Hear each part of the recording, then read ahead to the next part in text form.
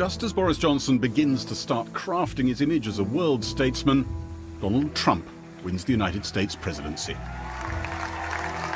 I pledge that I will be president for all Americans, and this is so important to me. Donald Trump likes Brexit, but the thin-skinned president-elect knows that blonde guy, as he calls Boris Johnson, has publicly attacked him in the past.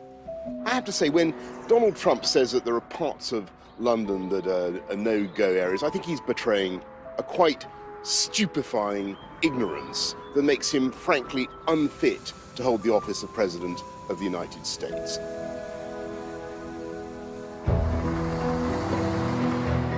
Boris Johnson is in Belgrade when the news of Donald Trump's victory hits.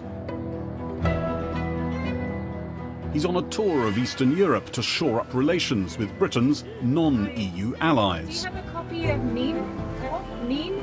We are also in town for Boris Johnson's visit, which has been hyped up in the Serbian press. But there's only one blonde on people's minds. Trump. Do you know him? This is Donald Trump. Okay. Why do you think? No president of America. Good man. Ovo je Boris Johnson, nije Trump. A nije Trump. Nije Trump. Ovo je Boris Johnson iz Engleske, ministar spoljnih poslova. Ste čuli za njega? Ne. The day after Trump's victory, Boris Johnson is at a press conference with the Serbian Prime Minister. I have to say that I've never seen so many cameras, so many people, and a small promise. I'm delighted. I'm absolutely delighted. I have to say, we don't normally get this in the Foreign Office. But it's not UK relations with Serbia the press has turned up to cover. It's what is Boris Johnson going to say about Donald Trump? You have, of course, said some uncomplimentary things about Donald Trump in the past. But now that a Trump presidency is imminent, does that change your feelings? And how could it strengthen the negotiating hand with the European Union of Theresa May and her government? You know, I think it's time that we were overwhelmingly positive about the possibilities here. And I may respectfully say to some of my beloved European friends and colleagues that I think it's time we snapped out of the general doom and gloom about the result of this election and the collective windorama that seems to be going on in some places. Oh dear.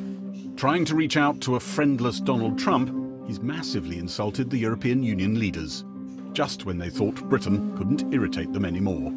Only 3 weeks later, he's in hot water on Europe again, this time with his boss, Theresa May. Foreign Secretary, do you regret comments you've made?